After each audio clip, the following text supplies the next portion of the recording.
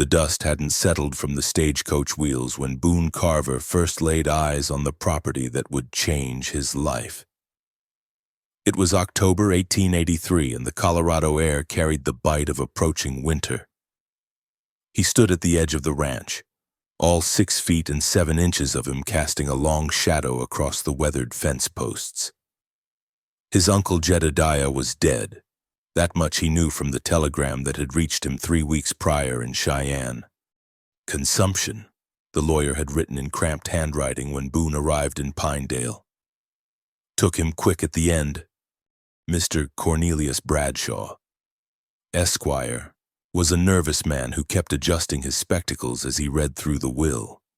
His office smelled of old leather and lamp oil, and dust motes danced in the afternoon light streaming through the single window. The ranch, all 48 acres, the cattle, 32 head at last count, the horses, equipment, and, Bradshaw paused, clearing his throat. All household property and assets therein. Boone had expected as much. Jedediah had no other kin, and though they'd rarely spoken since Boone left home at 16, blood was blood. What he hadn't expected was the addendum Bradshaw produced next, written in Jedediah's shaking hand.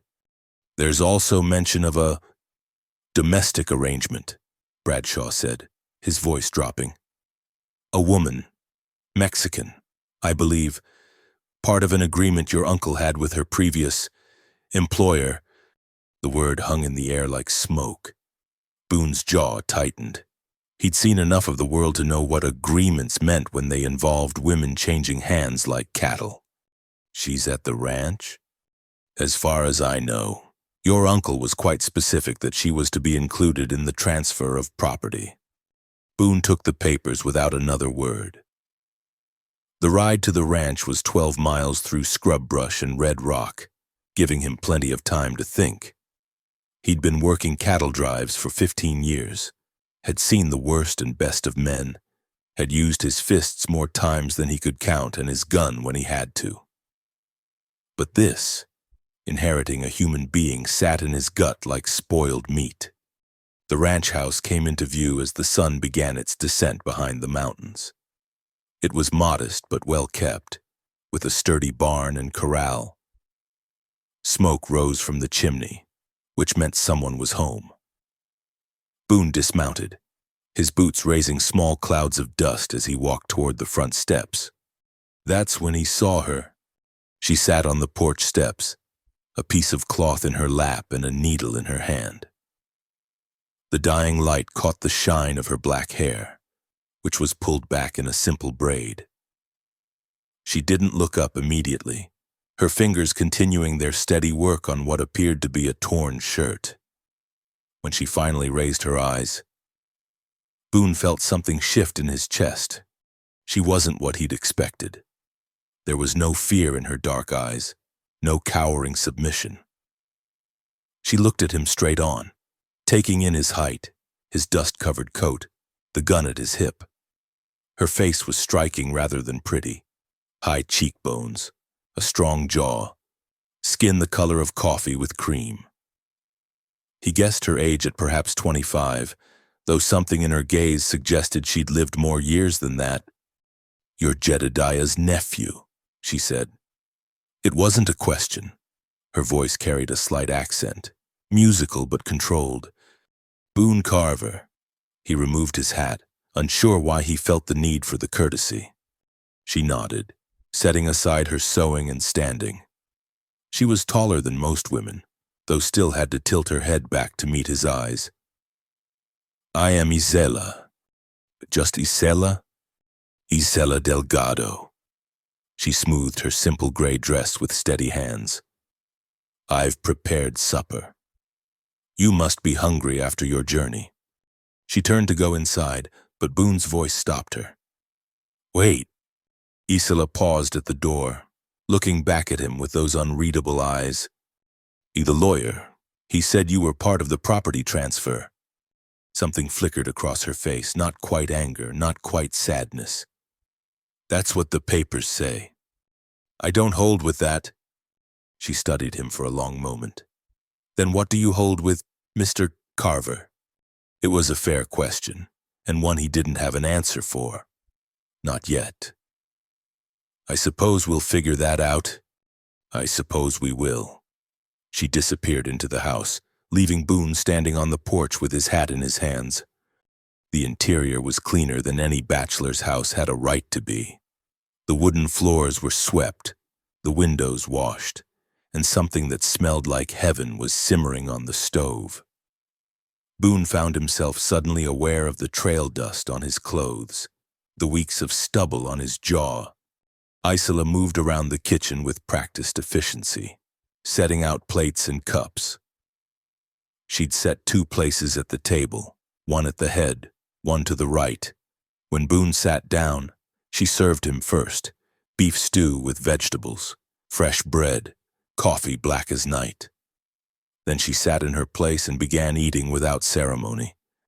"How long were you with my uncle?" Boone asked, breaking the silence. 2 years. And before that? Her hand stilled for just a moment.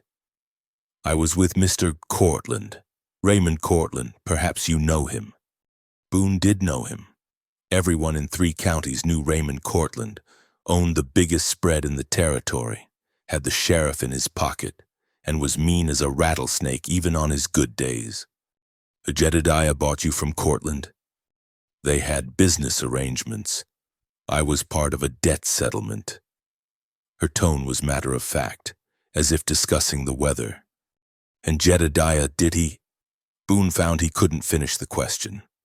Isola's eyes met his. "Your uncle was old and sick.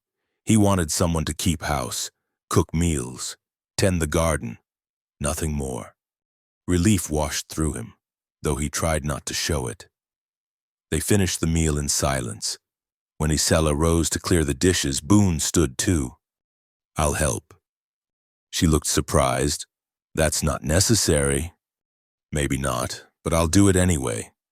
They worked side by side at the wash basin, her washing, him drying. Her sleeves were rolled up, and he could see thin scars on her forearms, old ones, long-heeled. "Where will you go?" she asked suddenly. "Go? Most men would have sent me away by now, or taken what they consider theirs.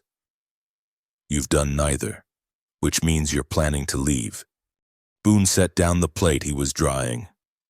"This is my ranch now. I'm not going anywhere." "Then what becomes of me?" He turned to face her fully.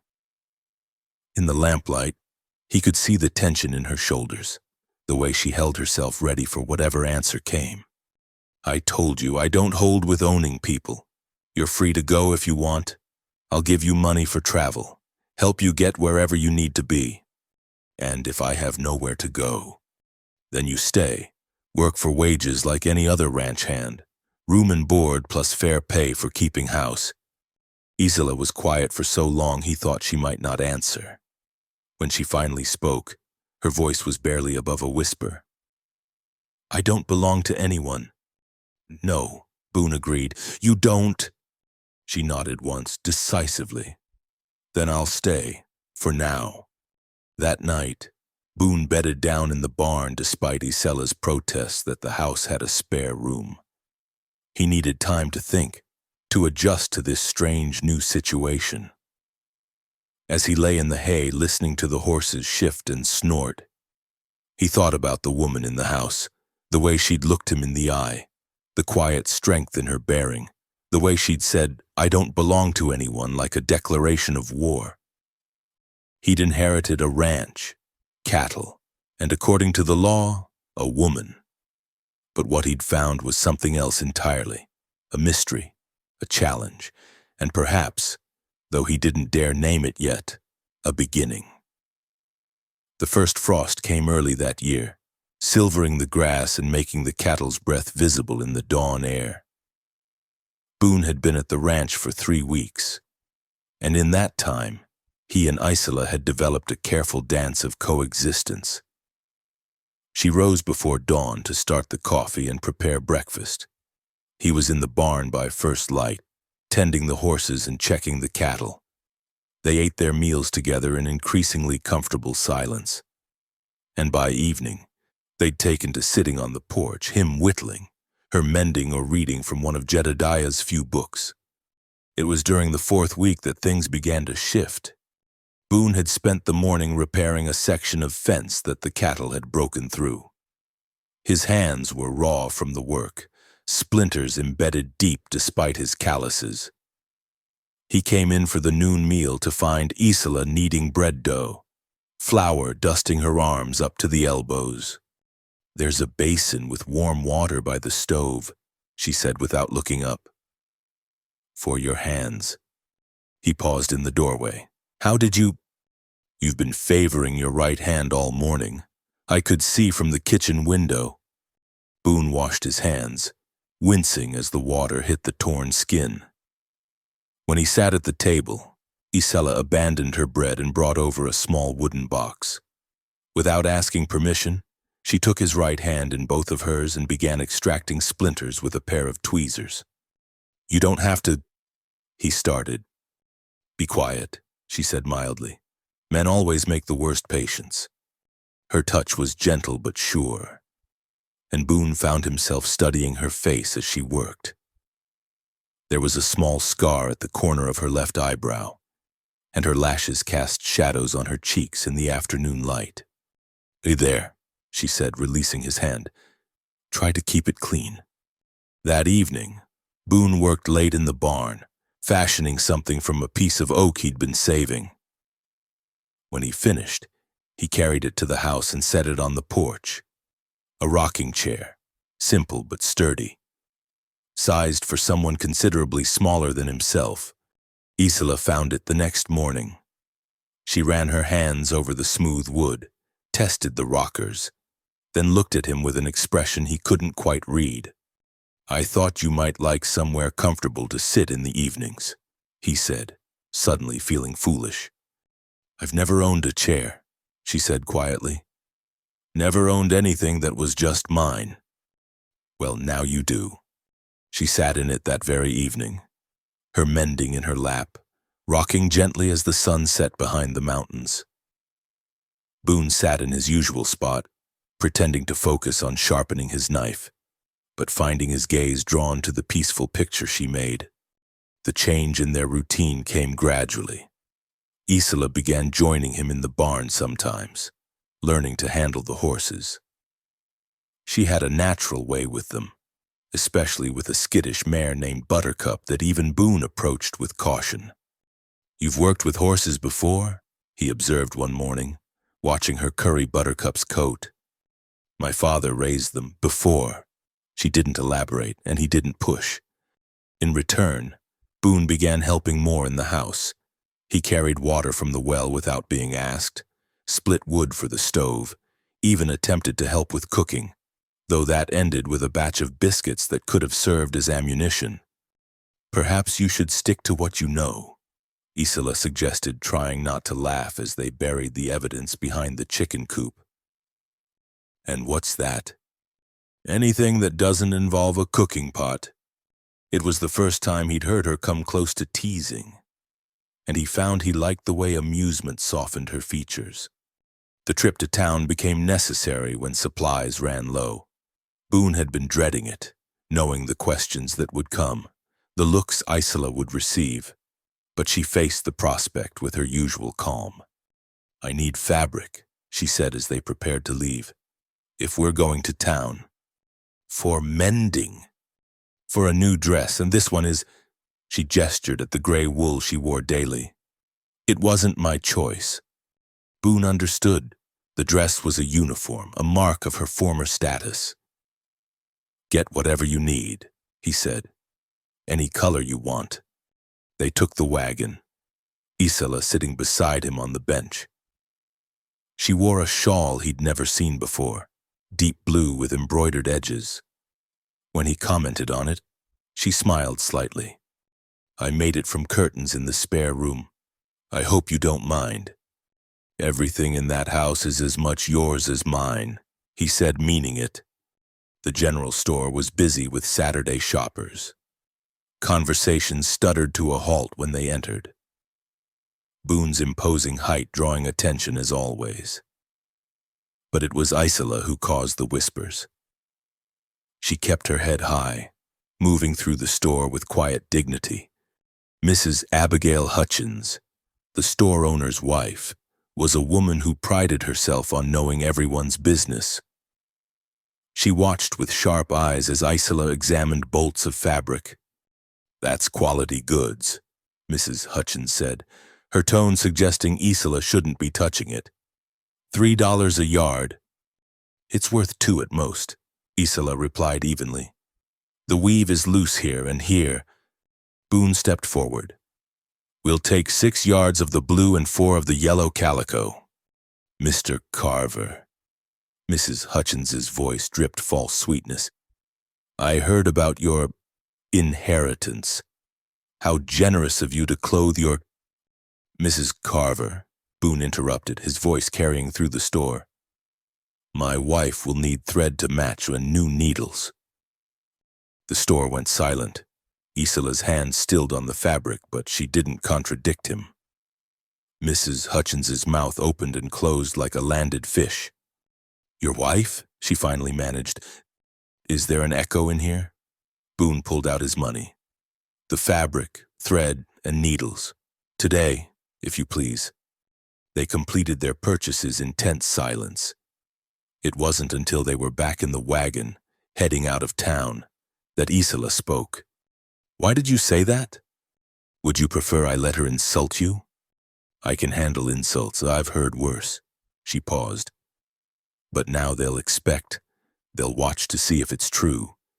"Let them watch." Boone kept his eyes on the road. "You deserve respect. If claiming you as my wife gives you that, then that's what I'll do." "And when they realize we're not married?" He glanced at her then. "Who says we won't be?" Isola turned to stare at him. "You can't be serious." "I'm not proposing," he said quickly. "I'm just saying, if it becomes necessary for your protection." She was quiet for a long moment. "I won't be any man's property. Boone Carver, not even yours. Not even for protection. I'm not asking you to be. A marriage can be a partnership, equal partners. You don't know me, don't know where I come from, what I've done. I know enough. Do you?" Her voice turned fierce. "Do you know that I speak 3 languages? That I can read and write better than half the men in that town? That I once helped my father run a ranch twice the size of yours before Cortland destroyed him? Do you know that I've survived things that would break most people, and I'm still here?" Boone pulled the wagon to a stop and turned to face her fully. "I know you're the strongest person I've ever met. I know you work harder than any 3 ranch hands. I know you treat my horses better than most people treat their children. And I know that when you sit in that rocking chair in the evenings, you get this look on your face like you're finally somewhere you want to be." Isola's eyes glistened, but no tears fell. "You see too much. Maybe. Or maybe you're just used to people not looking." They drove the rest of the way in silence, but it was a different kind of quiet, charged with possibility and unspoken understanding. That night, Isola made a meal from the supplies they'd bought: chicken and dumplings, green beans from her garden, cornbread with honey. They ate slowly, savoring each bite. "And this is the best meal I've ever had," Boone said, and meant it. "You say that every night?" "It's true every night." After dinner, she brought out the fabric they'd bought. "I should measure you for a new shirt. Yours are all threadbare." "You don't have to." "Partners, you said." She held up the measuring tape. "Partners help each other." He stood still as she took his measurements, trying not to notice how she had to stand on her toes to reach his shoulders, or how her hair smelled like lavender and wood smoke. When she finished, she stepped back quickly, busying herself with writing down the numbers. "Isola," he said softly. She looked up at him, and for a moment, all their careful boundaries seemed fragile as spider's silk. "Thank you," he said simply, "for staying." "Thank you," she replied, "but for giving me a reason to." That night, For the first time since he'd arrived, Boone slept in the house instead of the barn. He took the spare room, listening to the unfamiliar sounds of another person moving about, the soft footfalls above, the creak of floorboards, the quiet splash of water in a basin. It was strange how quickly a house could become a home, he thought, when the right person was in it. Outside, the first snow of the season began to fall, blanketing the ranch in pristine white. But inside, warmed by the stove and the promise of partnership, something else was taking root, tentative as spring flowers, but just as inevitable. The trouble started with hoofbeats on a Tuesday afternoon. Boone was in the lower pasture, checking on a cow that had been favoring her left hind leg, when he saw the dust cloud approaching. 3 riders, moving with the purposeful speed of men on a mission. He recognized the lead horse before he could make out the rider, a blood-bay stallion that had cost more than most men saw in a year. Raymond Cortland hadn't changed much in the years since Boone had last seen him. Still had the same cold gray eyes, the same way of holding himself that suggested he owned everything he surveyed. The 2 men flanking him were hired muscle, their hands resting casual-like on their gun butts. "Carver," Cortland said, reining in his stallion. "Heard you inherited old Jedediah's place." "Mr. Cortland." Boone straightened to his full height, noting how one of the hired men shifted nervously. "Something I can help you with?" "In matter of fact, there is. I had certain stun arrangements with your uncle and hoping we can continue them." "Such as?" Cortland's smile was thin as winter ice. "Your uncle understood the importance of maintaining order in these parts. He and I had an understanding about labor arrangements, property transfers, mutual benefits. My uncle's dead, so are his arrangements. Now, that's short-sighted thinking." Cortland leaned forward in his saddle. "See, there's a natural order to things out here. Some folks are meant to lead, others to follow. Your uncle understood that. The Mexican woman, for instance." "Mrs. Carver," Boone interrupted, his voice low and dangerous, "is no concern of yours." Cortland's eyes narrowed. "Mrs. Carver? Well, Jedediah always was too soft. But I didn't take you for a fool. Boy." Careful," Boone warned. "You know what she is? Where she came from?" Cortland's voice turned silky. "Her father thought he was too good to deal with me too. Thought his old Spanish land grant meant something. Had to learn the hard way that papers don't mean much when you can't defend what's yours." Boone felt his hands curl into fists. "That's enough." "Is it? Because I'm thinking you don't know the whole story. About how her daddy lost everything, including his life. About how she came to be part of my household. About what she really—" The rest of Cortland's words were cut off as Boone grabbed the stallion's bridle, causing the horse to rear. Cortland kept his seat, but his face flushed dark with anger. "You touch my horse again. You come near my wife again," Boone said evenly, "and we'll have more than words. That's a promise." The hired men had drawn their guns halfway before Cortland raised a hand to stop them. He studied Boone for a long moment, then smiled that cold smile again. "Your wife, how touching. Tell me, Carver, does she still speak her father's name in her sleep? Does she still have those nightmares about— Get off my land. Your land, for now." Cortland wheeled his horse around me, but things change. You'd do well to remember that. The offer stands, work with me and we all prosper. Stand against me. He didn't finish the threat. He didn't need to. Boone watched them ride away, his jaw clenched so tight it ached. When he returned to the house, he found Isla in the garden, pulling the last of the winter vegetables. She looked up at his approach, and her face went still. "He was here," she said. "It wasn't a question. Cortland and 2 of his men, and they're gone." She stood slowly, brushing dirt from her hands. What did he want? To continue whatever arrangement he had with Jedediah. I told him no.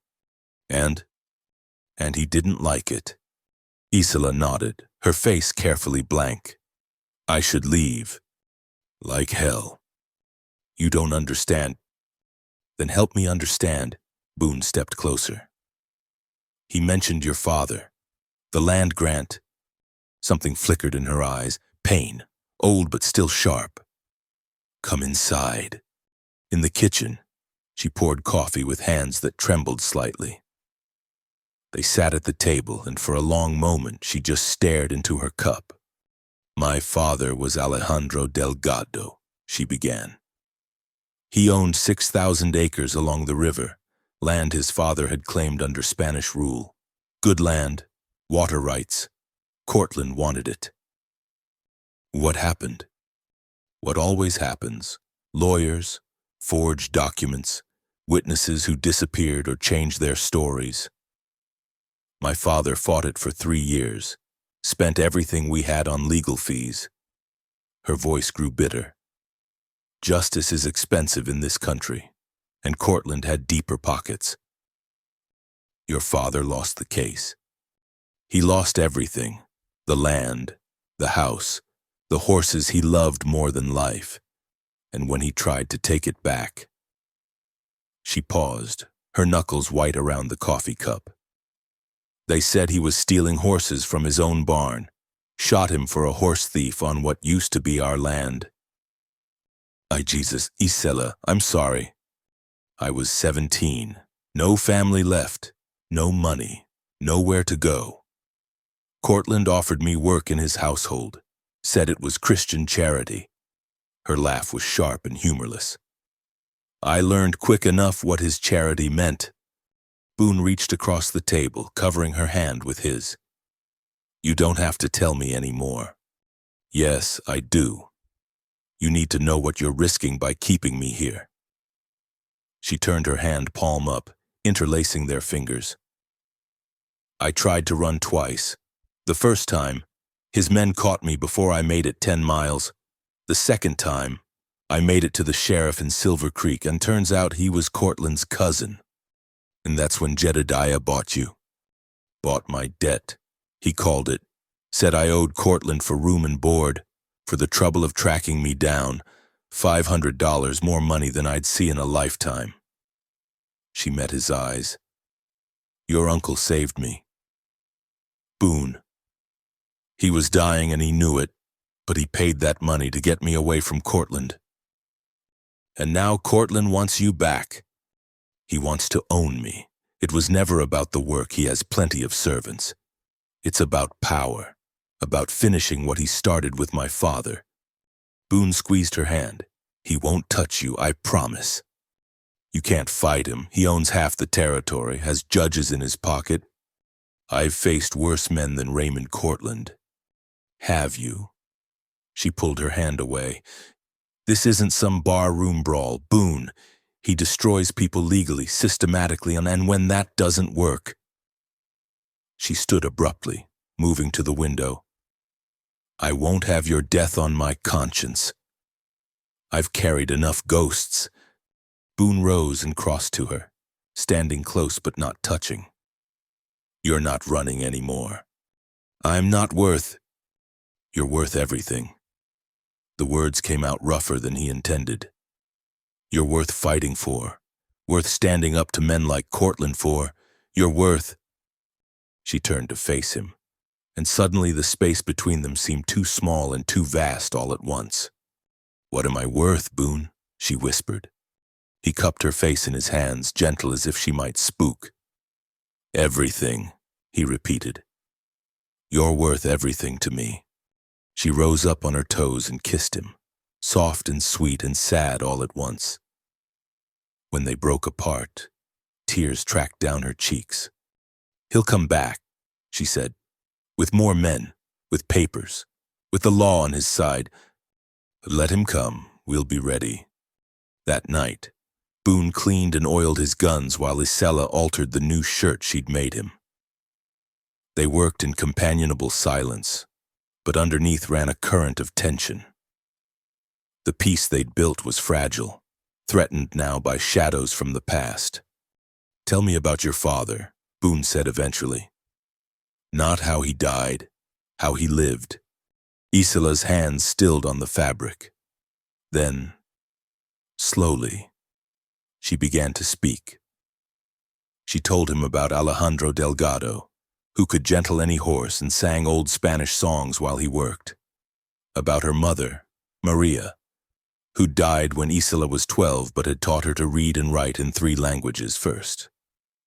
About the ranch by the river, where peach trees grew in the courtyard and her father had built a chapel with his own hands. "He used to say that land wasn't just dirt and grass," she said softly. "It was legacy, history, the bones of our ancestors and the dreams of our children." She looked up at Boone. "Cortland took all of that, made it into nothing but dollars and deeds." "He will get it back," Boone said. "You can't mean that. Your father's land, we'll find a way to get it back." "It's impossible.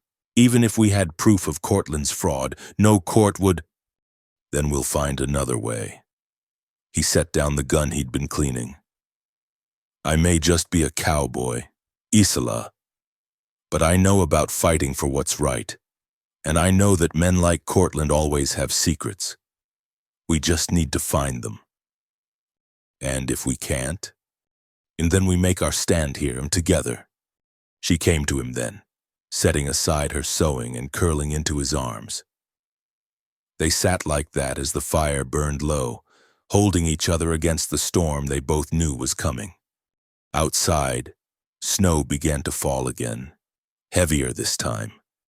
But in the morning, there would be work to do, fences to mend, cattle to tend, a life to defend, and maybe, just maybe, justice to be found.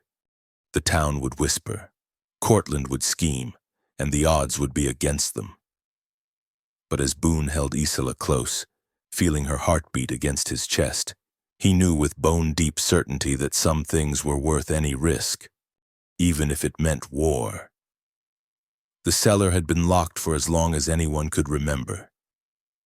Boone had noticed the heavy padlock on his first day, but assumed it was just another root cellar, probably caved in or flooded. It wasn't until Isola mentioned it one December morning that he gave it another thought.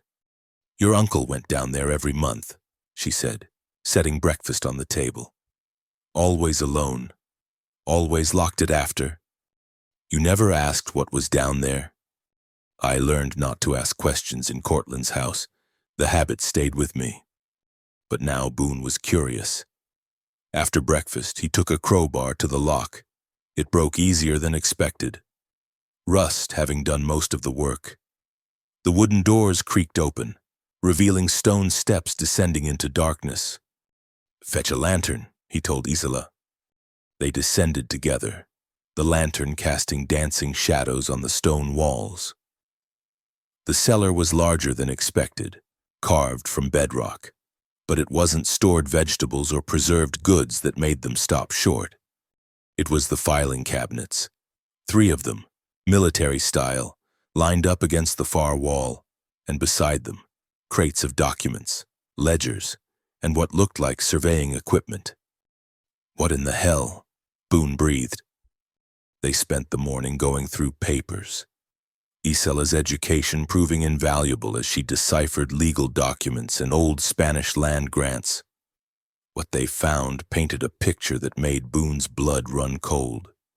"These are original surveys," Isola said, her voice shaking. "Look, this is my father's land, and this—" She pulled out another map. "This shows the original boundaries before—" She stopped, staring at the paper. "Before what?" "Before they were changed. Boone, these are the real documents. The ones submitted to the court were forgeries." She looked up at him, eyes wide. "Your uncle had proof. He had it all along. There was more. Letters between Cortland and various officials, discussing payments for services rendered, records of intimidation, of families driven off their land, of witnesses who disappeared. And at the bottom of one crate, wrapped in oilcloth, a leather journal in Jedediah's careful script. Boone read aloud, "I am dying, and with death comes the clarity of conscience. I helped Raymond Cortland steal from good people, used my position as surveyor to legitimize theft. The Delgado Ranch was the worst of it.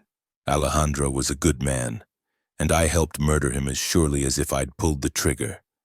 Isola sank onto a crate, the journal trembling in her hands. Boone continued reading. "I saved what documents I could, hoping someday to make amends. When Cortland brought the Delgado girl to sell, I knew God had given me a chance at redemption. I pray my nephew is the man I believe him to be. I pray he'll do what I was too cowardly to do, bring justice to those who've been wronged." He knew, Isola whispered. All this time, he knew. He was trying to protect you and gathering evidence. They carried the most damning documents upstairs, spreading them across the kitchen table. The scale of Cortland's crimes was staggering.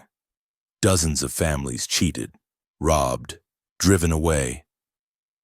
But proving it in court would be another matter. "We need a federal judge," Boone said, "someone outside Cortland's influence. The nearest federal court is in Denver. That's a week's ride in good weather. Then we'd better get started. But first, there was something else that needed doing."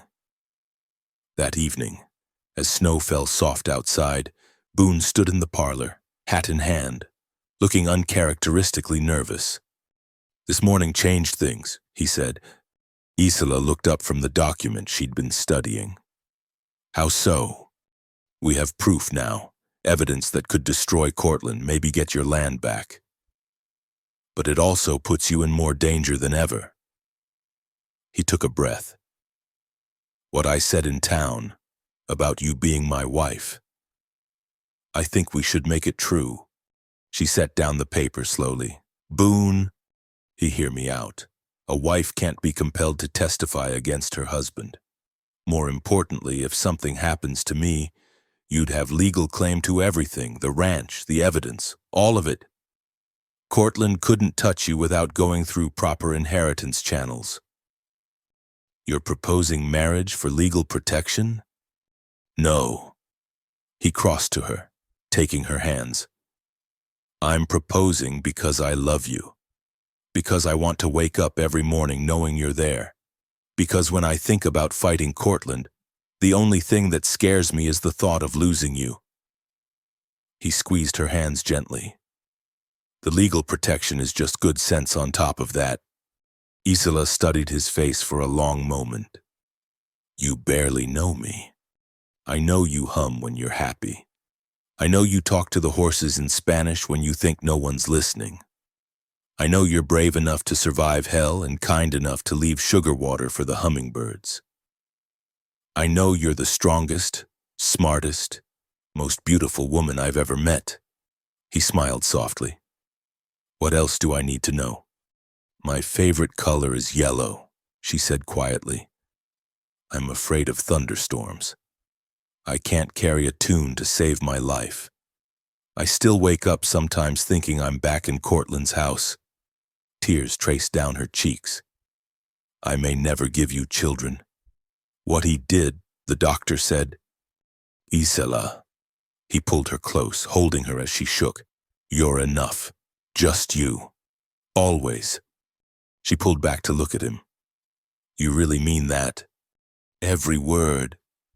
Then yes, she managed a watery smile. Yes, I'll marry you, Boone Carver, though Lord knows you're getting a poor bargain. I'm getting everything, he corrected and kissed her.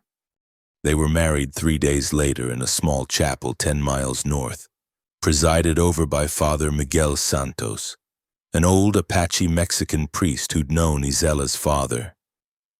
The only witnesses were his housekeeper and a traveling trader who happened to be passing through. Isola wore the yellow dress she'd made, with her mother's mantilla that she'd hidden in her few possessions. Boone wore his new shirt and his cleanest pants, looking uncomfortable but determined. When Father Miguel asked if anyone objected, his hand moved instinctively to his gun, making the old priest smile. "Do you, Isela Maria Delgado, take this man?" "I do," she said, her voice strong and clear. "Do you, Boone Samuel Carver, take this woman, Sadomach?" "I do," he rumbled, his eyes never leaving hers. "Then by the power vested in me by God in the territory of Colorado, I pronounce you man and wife." Their first kiss as husband and wife was gentle, a promise more than passion. But as they signed the register, Isela noticed something that made her breath catch. "You may sign however you wish," Father Miguel said quietly. "The legal name, or—" Isela looked at Boone, who nodded. She signed carefully, "Isela Maria Delgado de Carver." "I both names," she explained. "I am both now." They spent their wedding night at the ranch, the house warm against the December cold. Boone had moved his things into the main bedroom, but he stood uncertainly at the threshold. "We don't have to," he began. "Hey, Boone," she took his hand, leading him inside. "I choose this, I choose you." Later, as they lay entwined, Isela traced the scars on his chest, knife wounds, bullet holes, the map of a violent life. "So many battles," she murmured. "None of them mattered," he said, catching her hand and pressing it over his heart. "This is the only fight that counts now." In the morning, they began preparing for the trip to Denver. The evidence was carefully packed, with copies hidden in 3 different locations. Boone cleaned his weapons and checked their supplies, while Isela prepared food for the journey. "We could just run," she said suddenly, watching him load ammunition. "Take the money, go to California or Oregon, start fresh where Cortland can't reach." Boone looked up at her. "Is that what you want?" She was quiet for a moment, then shook her head. "No. I want my father's name cleared. I want our children, if God grants us any, to know where they come from. I want justice. And then that's what we'll get." That night, their last before the dangerous journey, they sat together on the porch despite the cold. Isela wore Boone's coat over her dress, rocking gently in her chair. The stars were brilliant in the clear winter sky. "Whatever happens," she said, "I want you to know these have been the best weeks of my life." "They're just the beginning," Boone promised. "We've got years ahead of us, decades."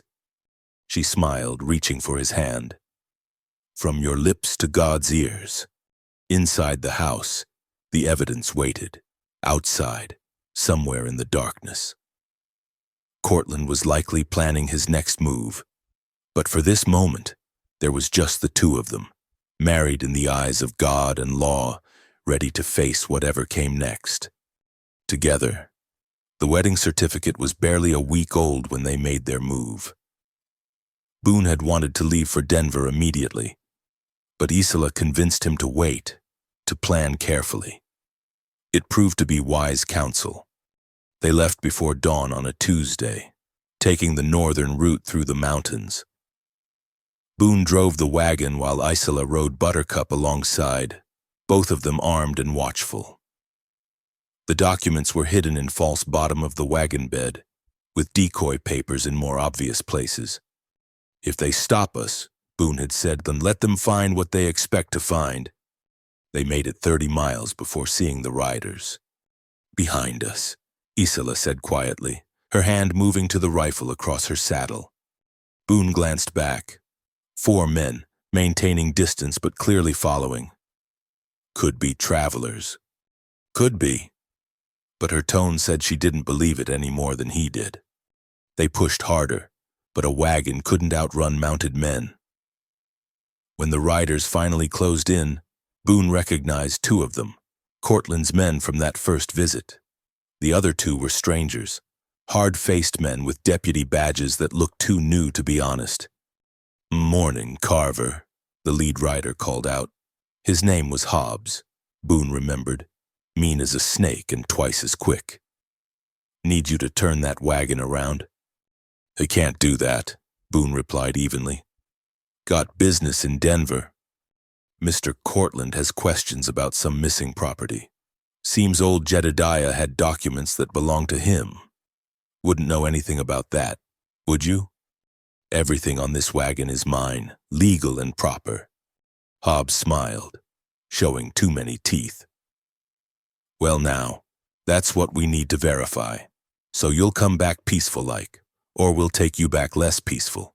Your choice. Isola had been silent, but now she spoke up. Under what authority? You're not real deputies. We got badges, don't we? Hobbs touched his chest. Sheriff Daniels deputized us special for this matter. Daniels has no jurisdiction here, Boone said. We're in Larimer County now, not his territory. The smile faded from Hobbs's face. Jurisdiction's a funny thing out here. Sometimes it stretches. That's when they heard the horses, not from behind, from ahead. A dozen riders came around the bend, and Boone's heart sank until he saw who led them. Father Miguel Santos looked different in traveling clothes, a rifle across his pommel. But his weathered face was unmistakable.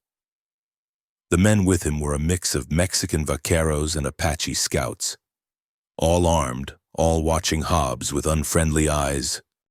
Morning, Father, Isola called out, relief clear in her voice.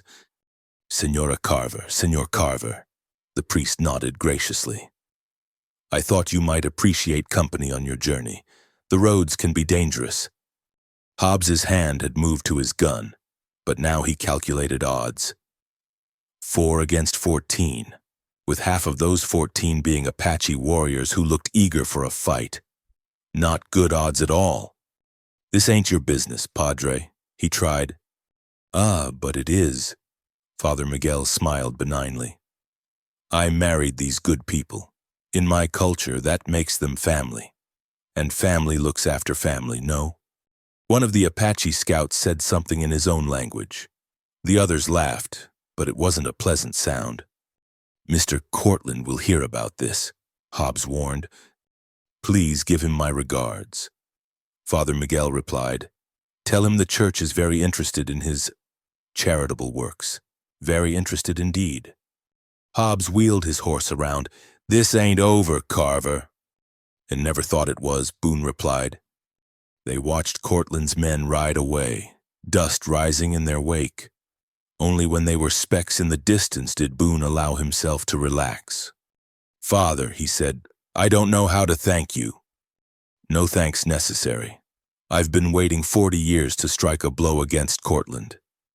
His eyes were sad but determined. I buried Alejandro Delgado, heard his last confession. I know what was done to him, to his family. He looked at Isela. Your father was my friend. This is the least I can do. They traveled together for 2 days, the Apache scouts ranging ahead and behind, ensuring no one followed. At night, they made camp together, and Father Miguel told stories of the old days when Isela's father would bring wild horses to the mission. He could speak to them, the priest recalled, not with words but with his heart. They trusted him. He smiled at Isola. You have the same gift, I think. She does, Boone confirmed, watching his wife tend to the horses. They know she means no harm. On the 3rd day, they reached the outskirts of Denver. Father Miguel and his men would go no further. We've done what we can, he said. The rest is in God's hands, and yours. Will you be safe going back? Isola asked. Cortland wouldn't dare touch a priest. Too many of his workers are believers. Even he has limits. Father Miguel made the sign of the cross over them. Vayan con Dios, mis hijos, go with God. Denver was bigger than Boone remembered, sprawling with new construction and crowded with fortune seekers. They found lodgings at a respectable boarding house run by a German widow named Mrs. Steinberg, who took one look at Isola and declared she needed feeding up. Too thin, she pronounced. How you give this giant man strong sons when you're skinny like a bird? Isola blushed, but Boone just smiled. We've got time to work on that, ma'am. The federal courthouse was an imposing building of red stone, busy with lawyers and clerks. Boone had wired ahead to request a meeting with Judge Harrison Blackwood, known for his incorruptibility. It took 2 days of waiting before they were granted an audience. Judge Blackwood was younger than Boone expected, perhaps 40, with shrewd eyes behind wire spectacles. He listened without interruption as they laid out their case, examining each document carefully. This is quite serious, he said finally. These allegations, if proven, constitute fraud, conspiracy, and potentially murder. Can you help us? Isola asked. I can do more than that. I can convene a federal grand jury on... But you understand, once this process starts, there's no stopping it. Cortland will know you're behind it. He'll fight back with everything he has. We understand, Boone said. There's something else. The judge leaned back. I received a telegram yesterday from Cortland's lawyers. They're claiming you kidnapped this woman, that she's being held against her will. Isola straightened in her chair. That's a lie. I assumed as much, but they're demanding I interview you separately to verify you're not under duress. He looked at Boone. You'll need to wait outside. Boone started to protest, but Isola touched his arm. It's all right. I'll tell him the truth. He waited in the hallway for what felt like hours, but was probably 20 minutes. When the door opened, Judge Blackwood himself emerged. Mr. Carver, he said, your wife is a remarkable woman, and quite convincing. He smiled slightly. She also showed me your marriage certificate and spoke very passionately about your character. I believe we can proceed. The next days blurred together. Depositions were taken, documents authenticated, witnesses located.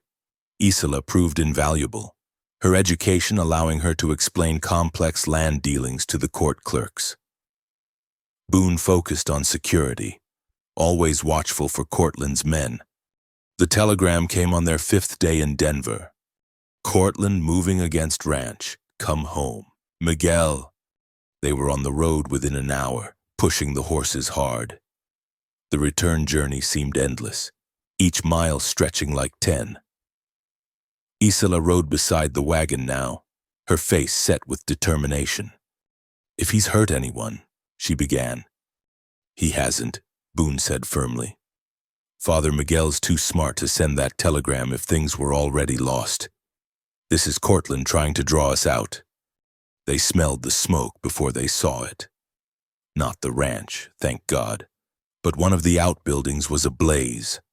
As they crested the last hill, they could see riders circling the property, maybe a dozen men. But they could also see the defenders.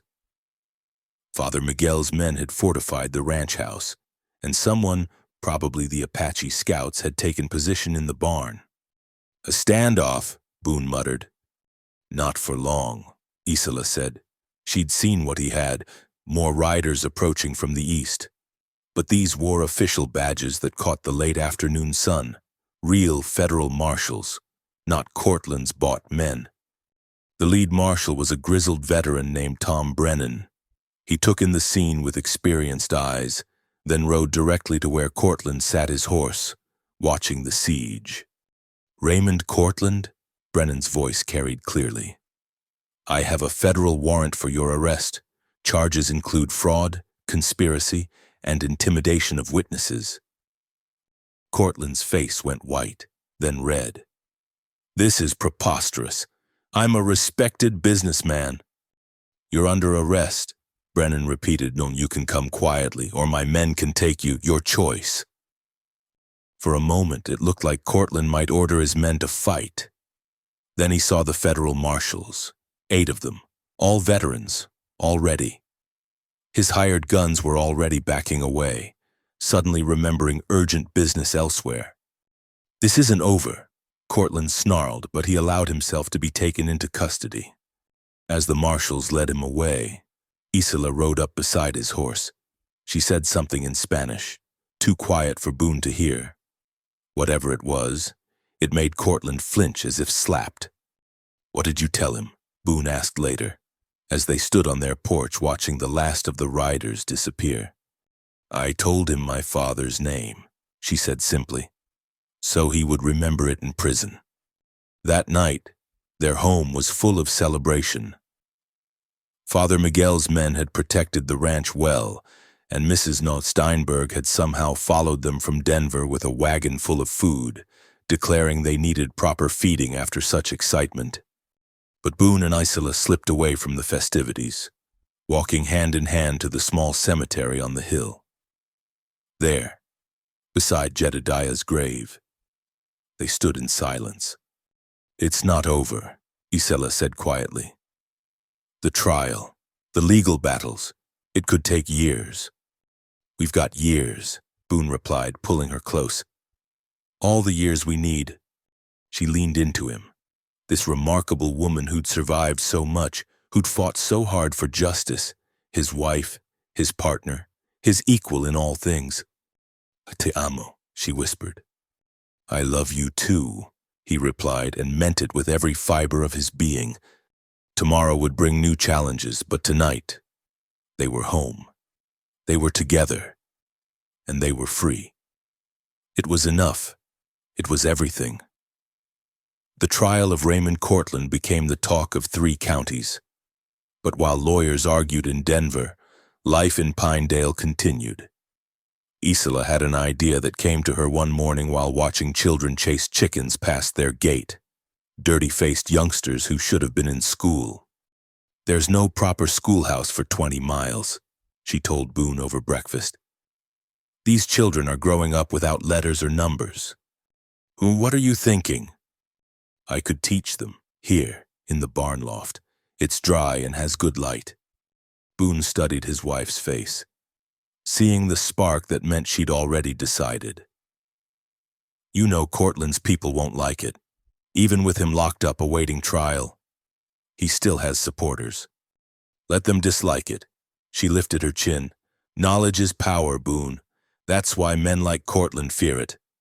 Within a week, she'd transformed the barn loft. Boone built benches and a real slate board he'd ordered from Denver. Mrs. Steinberg, who decided to stay in Pinedale and open a bakery, donated old tablecloths for the windows.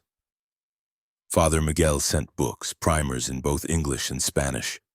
The first day, only 3 children came, sent by parents brave enough to defy social convention.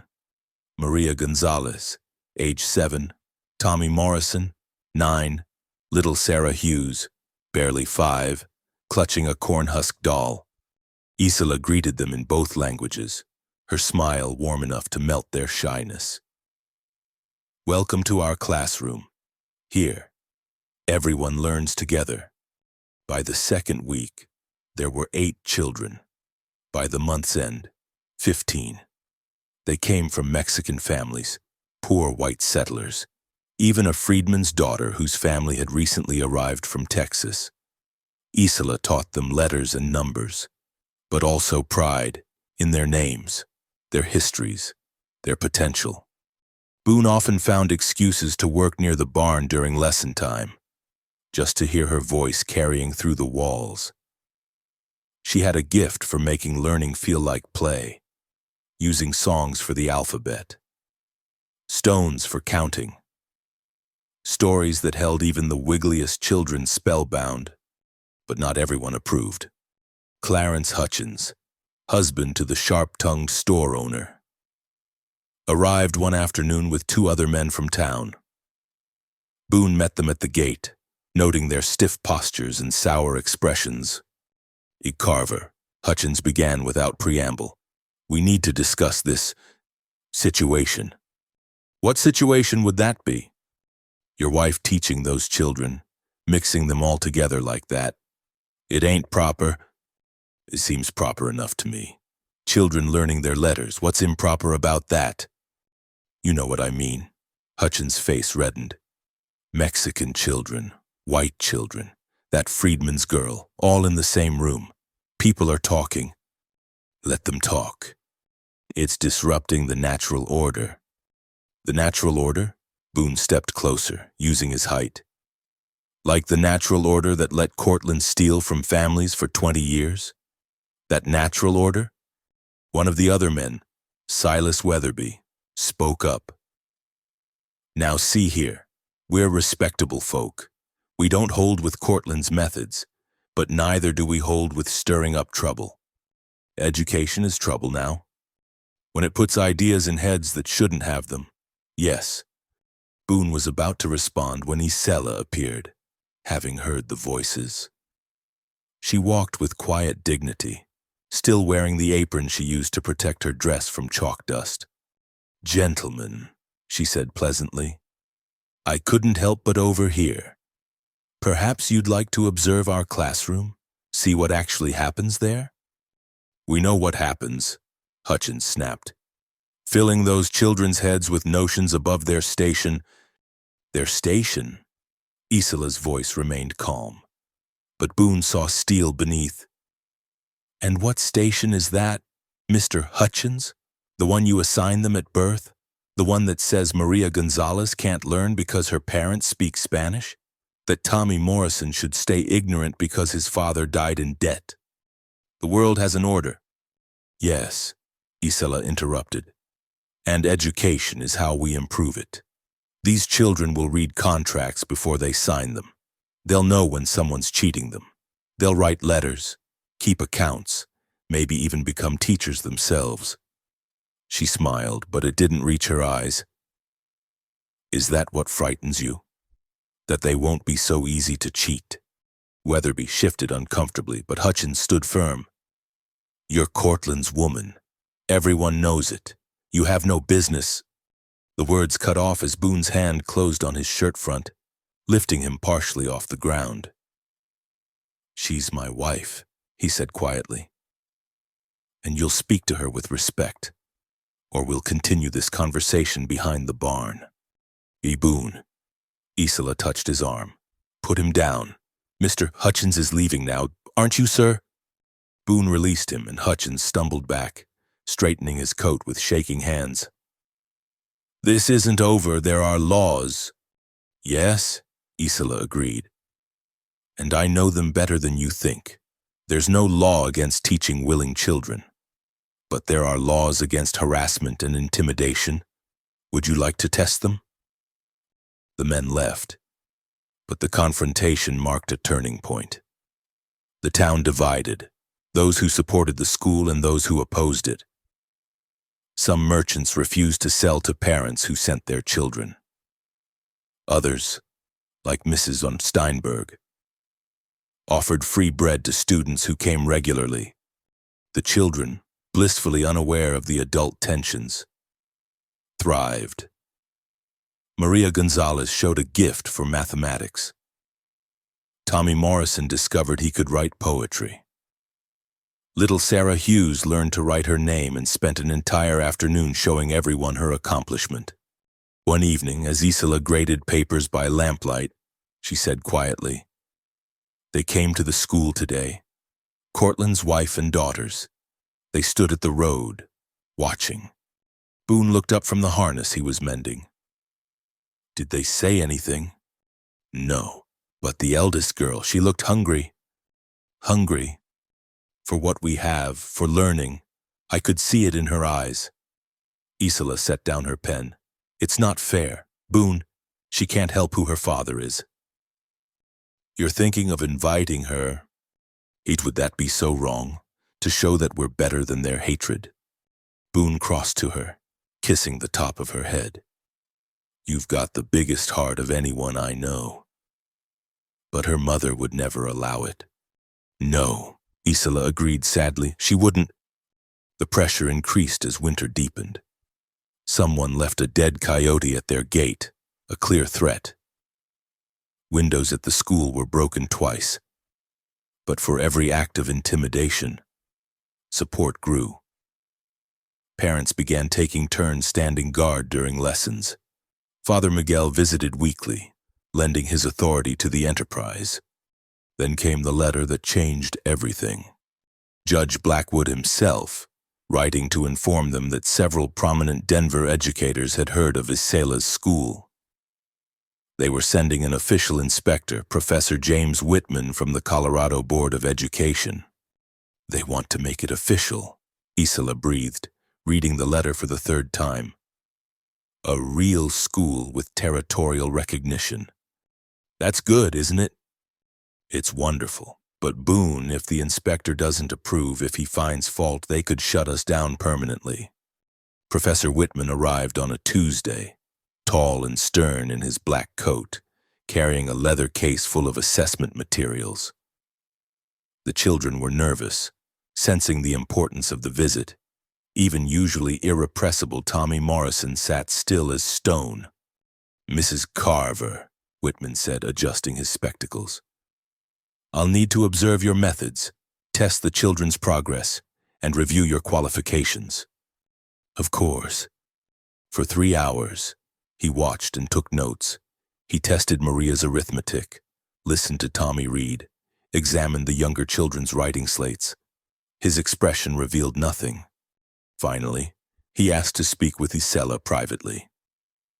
Boone waited outside, pacing like a caged bear, while the children pressed their faces to windows. When the door opened, Professor Whitman emerged first. He looked at the assembled crowd, parents, children, even some townspeople who'd come to gawk. "I have seen many schools in my tenure," he announced. "Grand buildings with every advantage, teachers with impressive certificates." He paused, building tension. "Rarely have I seen teaching of this caliber. Mrs. Carver has created something remarkable here, a place where children don't just learn facts, but learn to think." The cheer that went up could probably be heard in town. Children hugged each other, parents wept openly, and Boone lifted Isela off her feet, spinning her around as she laughed.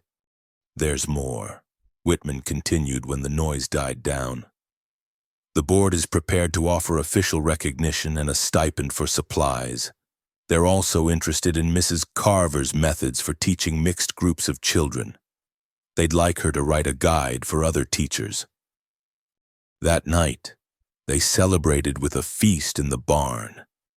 Mrs. Steinberg brought strudel, Mexican families contributed tamales, and even some former opponents showed up with offerings of food and mumbled apologies. As the evening wound down, Boone found Isela standing outside, looking up at the stars. "You did it," he said softly. "We did it, all of us." She leaned against him. "My father would be proud, I think. He always said education was the one thing they couldn't steal from you. He was right, and now you're giving that gift to others." She turned in his arms, facing him. "Boone, there's something else. Something I need to tell you." His heart clenched, fearing bad news. "What is it?" "I saw Dr. Martinez yesterday about why why there's been no child. Isela. He says there's no reason we can't, that whatever damage was done, it's healed. We just need time and faith." Hope bloomed in his chest. "You mean?"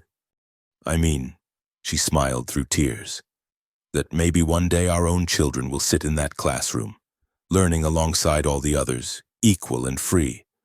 He kissed her then, under the vast Colorado sky, while inside the barn their community celebrated the small victory of knowledge over ignorance.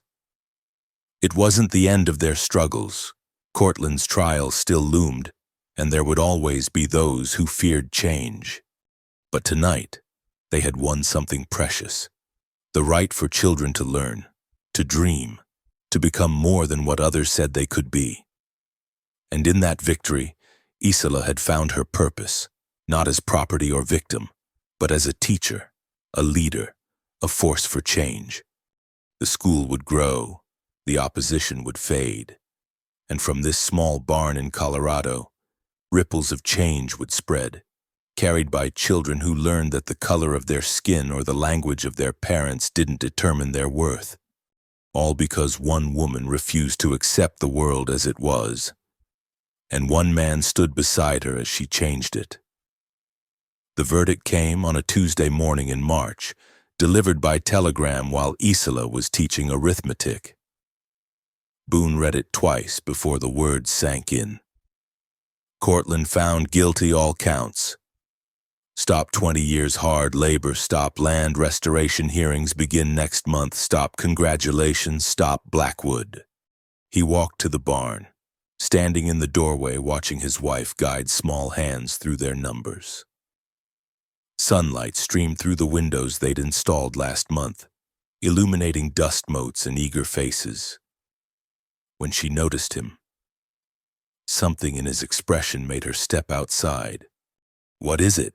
she asked, touching his arm. He handed her the telegram. She read it slowly, her free hand moving to her throat. Then, without warning, she sat down hard on the bench outside the door, tears streaming down her face. "Isola, 20 years, she whispered. "He stole 20 years from my family, and now he'll pay with 20 of his own." She looked up at him. "Is it wrong that I feel relieved? Not happy, just relieved?" "Nothing wrong with wanting justice." He sat beside her, pulling her close. "Your father would be proud. The land hearings, do you think? I think Judge Blackwood wouldn't mention them if he didn't believe you had a strong case." She wiped her eyes, composing herself. "The children are waiting." "Let them wait another minute." He kissed her forehead. "This is your moment." But Isola was already standing, smoothing her skirts. "No, it's their moment too. Everything we're building here, it's for them." The news spread through Pinedale like wildfire. By evening, their yard was full of people. Some came to celebrate, others to size up the new power dynamic in the county. Without Cortland's influence, old alliances were shifting. Sheriff Daniels arrived as the sun was setting, his badge notably absent. "E. Carver," he said, hat in hand. "Mrs. Carver, I've come to, that is, I wanted to say." "Spit it out, Daniels," Boone said, though not unkindly. "I was wrong. Let Cortland use my office for his schemes. I'm resigning, heading back east." He looked at Isola. "I'm sorry for my part in what happened to your family." Isola studied him for a long moment. "We all make choices, Sheriff. At least you're owning yours." After he left, others came forward with similar confessions. The banker who'd refused loans to Mexican families, the judge who'd ruled against the Delgados, men who'd stood by while injustice flourished, now seeking absolution. "What do we do with their apologies?" Isola asked that night, exhausted from the day's emotions. "We accept them," Boone said, "and we watch to see if their actions match their words." The land restoration hearings were set for April. Isola threw herself into preparation, gathering every document, every witness who remembered the original boundaries. The school continued, but now she taught at night too, helping other dispossessed families prepare their own cases. It was during one of these evening sessions that Margaret Cortland arrived. Boone was in the barn when he heard the carriage. He stepped out to find Raymond Cortland's wife standing at their gate, her 3 daughters behind her. She looked older than her years, worn down by shame and sudden poverty. "Mr. Carver," she said stiffly, "I need to speak with your wife." Isola appeared in the doorway, wiping her hands on her apron. "Mrs. Cortland." "Mrs. Carver." The woman's voice cracked slightly. "I've come to ask, that is, my daughters." She stopped, visibly struggling with her pride. "My husband is gone. Our assets are frozen pending the trials. I have no money for tutors, and my girls, they need education," Isola finished gently. "They're welcome here, Mrs. Cortland. They always were. After everything, Margaret's composure finally broke. After what Raymond did to your family, your daughters aren't responsible for their father's sins. Isola stepped forward. Children are children. They all deserve to learn. The eldest Cortland girl, Elizabeth, spoke up. We want to learn. Mama, please. Margaret nodded, tears running down her face. Thank you, thank you. The next morning, 3 Cortland girls sat in the barn classroom, nervous but determined. The other children were wary at first, but Isela paired Elizabeth with Maria Gonzalez for reading, and by lunch they were sharing stories about their favorite books. You're building something bigger than a school, Father Miguel observed, visiting that week. You're building a community where old wounds can heal. Or where new ones can form, Boone cautioned. Not everyone's happy about the Cortland girls being here. Indeed, some families who'd supported the school pulled their children out in protest. But others saw it as Isola did, a chance to break the cycles of hatred that had poisoned the region for so long. The land hearings arrived with spring wildflowers. The courthouse in Santa Fe was packed. Journalists from as far as Chicago covering what they called the Great Land Fraud Trials. Isola testified for 3 hours, her voice clear and strong as she presented evidence of her father's rightful ownership.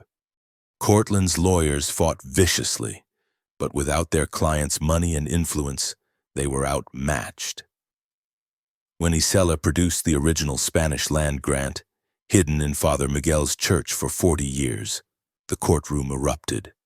The judge's ruling was decisive. The court finds that the lands formerly belonging to Alejandro Delgado were obtained through fraud and intimidation. Said lands are hereby restored to his rightful heir, Isola Delgado de Carver. 6,000 acres, river access, prime grazing land. It was more than restoration, it was resurrection. But Isola surprised everyone with her next words. Your Honor, I wish to deed 1,000 acres to the territory of Colorado for the establishment of a proper school, the Alejandro Delgado Academy for all children. The judge blinked. Mrs. Carver, are you certain that's valuable land? My father believed in legacy. Your Honor, this is mine, a place where any child can learn, regardless of race or station, where they can become more than what others say they are. Boone squeezed her hand, pride swelling in his chest. This was his wife, generous in victory, thinking always of others. The journey home was triumphant. People lined the roads, cheering as they passed. At the ranch, a celebration was already underway. Mrs. Steinberg had baked enough bread for an army, and families had come from 50 miles away to witness history. But the sweetest moment came that evening, when Isela stood in what had been her father's land, now hers again. Boone found her by the river, arms wrapped around herself, staring at the sunset. It doesn't feel real, she said softly. It's real. He embraced her from behind. You did it, brought justice to your father's memory. We did it. She turned in his arms.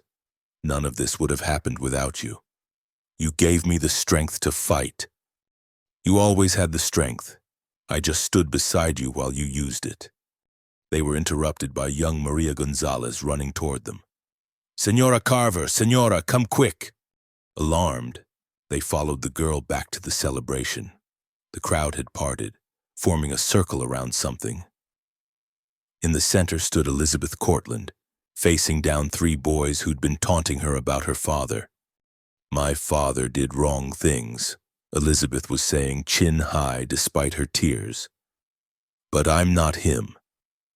Senora Carver taught me that we choose who we become, and I choose to be better. The boys, shamed, slunk away. Isola moved to Elizabeth's side, putting an arm around the girl's shoulders. That took courage, she said loud enough for all to hear. The courage to face hard truths and choose a different path. That's what education gives us, the power to choose. The celebration resumed, but with a different tone. Hope had replaced mere victory. The future suddenly seemed bright with possibility. Later, as they prepared for bed, Isela sat at her dressing table, taking down her hair. "Boone, what if we can't have children of our own?" He moved behind her, meeting her eyes in the mirror. "Then we'll love the 100 children who call you teacher. We'll build that school and fill it with laughter and learning. We'll have each other. And that's enough for any lifetime." She rose and kissed him soft and sweet. "I love you, Boone Carver. And I love you, Isela Delgado de Carver, today, tomorrow, always." Outside, spring peepers sang in the darkness. The land was healing, the community growing stronger, and justice, long delayed, had finally arrived.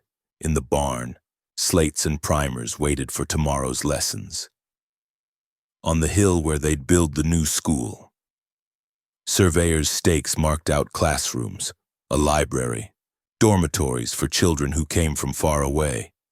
It wasn't the ending of their story. It was the beginning of something larger. A legacy written not in land or gold, but in the minds and hearts of children who would grow up knowing their worth wasn't determined by their birth, but by their character and choices. The Alejandro Delgado Academy would rise from the prairie, a monument to justice and education. But tonight, in their quiet bedroom, there was just a woman who'd reclaimed her heritage and a man who'd helped her do it, holding each other close and dreaming of all the tomorrows to come. The summer sun was gentle that evening, painting the sky in shades of rose and gold as Boone and Isela sat on their porch. 5 years had passed since the trial. 5 years of building and growing and becoming. The Alejandro Delgado Academy stood proud on the hill, its bell tower visible for miles, its classrooms full of eager voices. 47 students this term, Isela said, rocking gently in the chair Boone had made her that first month. "We'll need another teacher soon." "Already have one in mind?" He knew her well enough to recognize the tone. She'd been planning this for weeks. "Elizabeth Cortland. She's graduating from the Teachers College in Denver next month." Boone raised an eyebrow. "That'll raise some eyebrows." "Let them raise."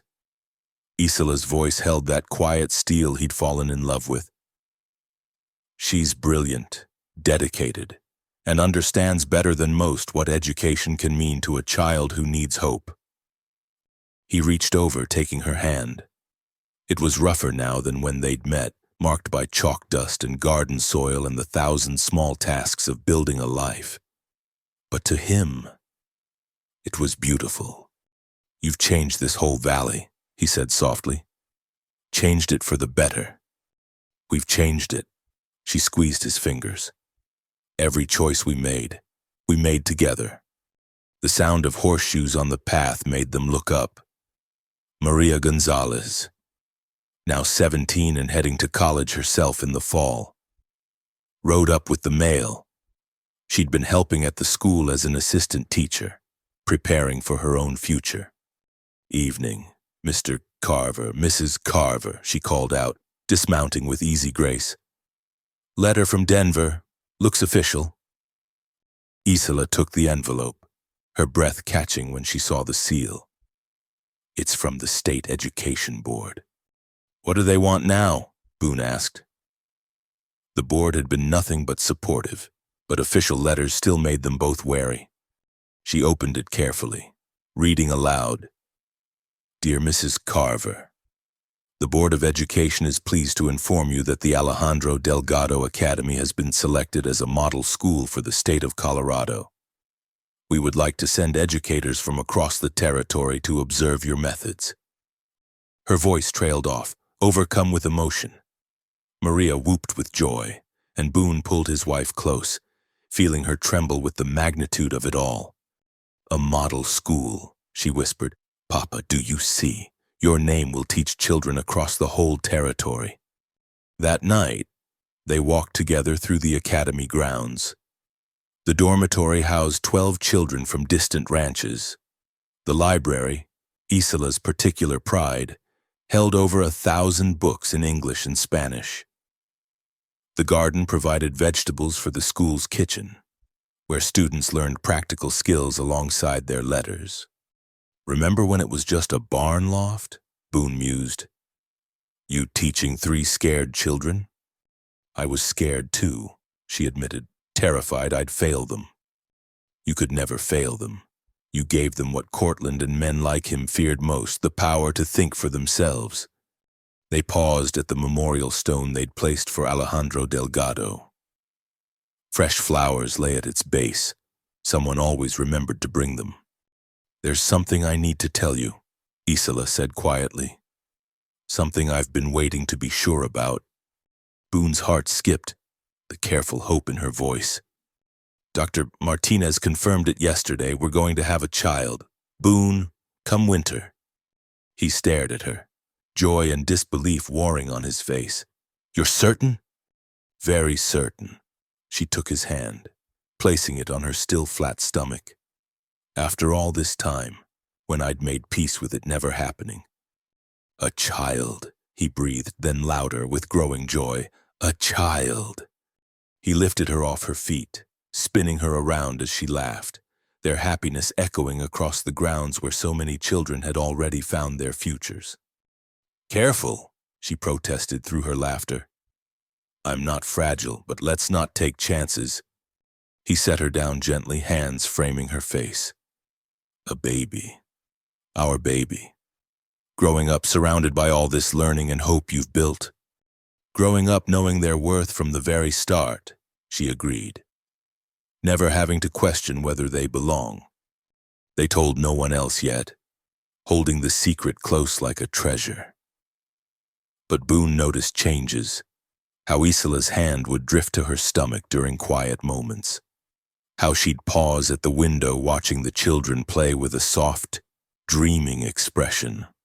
The autumn term began with its usual excitement.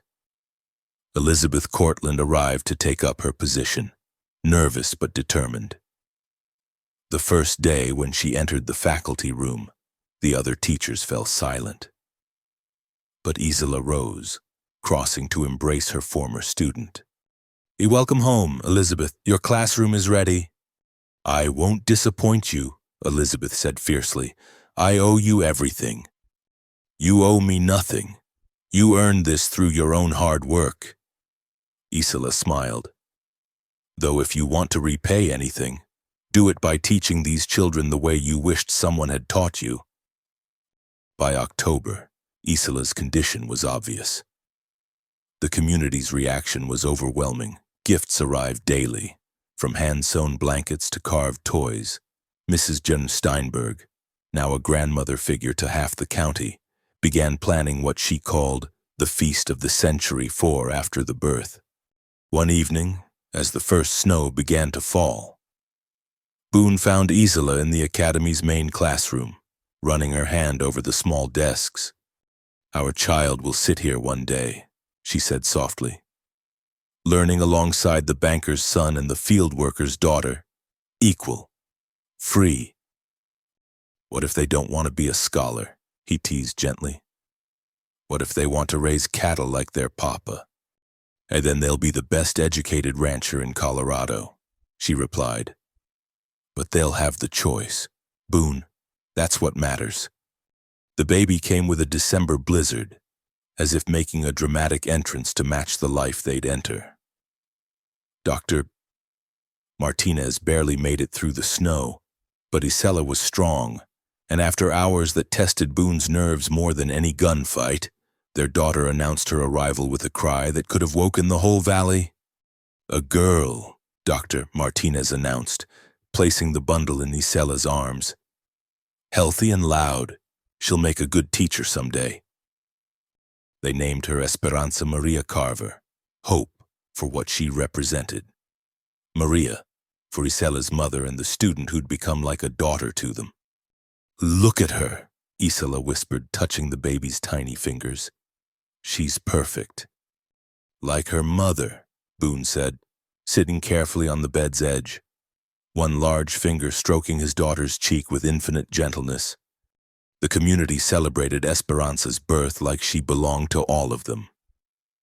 Students made cards, parents brought food, and Father Miguel performed a blessing that mixed Catholic tradition with Apache blessings and old Spanish prayers. "She's born into a different world than we were," Margaret Cortland said, visiting with a beautifully knitted blanket. The years had been kind to her, free of her husband's shadow. She'd become one of the school's strongest supporters. A better world. As winter deepened, life settled into new rhythms.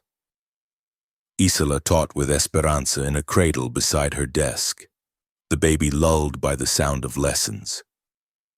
Boone, for his part, became the gentlest of fathers, his massive hands impossibly delicate as he held his daughter. "She's already learning." Isola laughed one day, watching the baby's eyes track the movement of her teaching pointer. "Going to read before she walks, this one."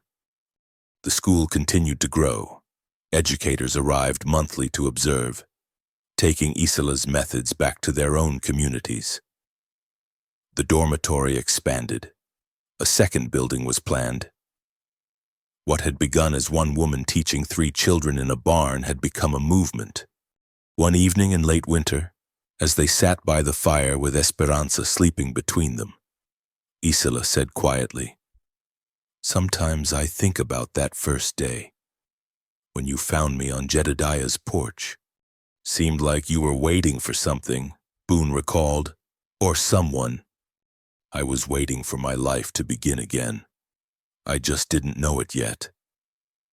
She looked at him, then at their daughter, then at the window where the academy's lights glowed warm against the snow.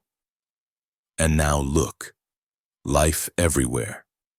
Learning, growing, becoming. Your father's dream made real. Our dream," she corrected. "None of this exists without you, Boone. Your strength, your protection, your love. They gave me the courage to build." He leaned over carefully, kissing her temple.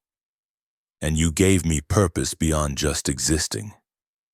Showed me that strength means more than fists and guns. Sometimes it means holding someone up so they can change the world." Esperanza stirred, making the small sounds that meant she'd be hungry soon. Isola lifted her, settling her to nurse, and Boone watched his wife and daughter with a love so fierce it took his breath. "What are you thinking?" Isola asked, noticing his expression. "That line in our wedding vows, for better or worse, seems we got mostly better." "We earned it," she reminded him. "Every bit of happiness, we earned through courage and choice." Outside, snow continued to fall, blanketing the valley in pristine white. Come spring, more students would arrive. The academy would grow. Esperanza would take her first steps, probably in a classroom, surrounded by children learning that they were limited only by their dreams. But tonight, in the warmth of their home, there was just this: a woman who'd refused to be property, a man who'd chosen love over power, and the daughter who would grow up in the world they'd built together. A world where the son of a banker and the daughter of a field hand learned side by side, where old hatreds died and new hopes were born, where education was a birthright, not a privilege. "She's asleep again," Isola whispered, looking down at Esperanza. "Then let's get her to her cradle," Boone said, standing and offering his hand. "Gently now." Together they walked to the nursery, moving in the synchronized dance of new parents. Boone watched as Isola laid their daughter down, tucking the blanket around her with practiced care. "I love you," he said suddenly, the words carrying all the weight of their journey, from that first meeting on a dusty porch to this moment of quiet perfection. "And I love you," she replied, moving into his arms. "Today, tomorrow, always." They stood there in the gentle darkness, holding each other, listening to their daughter breathe. Outside, the academy stood sentinel on its hill, waiting for morning and the voices of children, But here, in this moment, the world had shrunk to just this, a family born of courage, bound by love, building tomorrow one day at a time. It was enough. It was everything.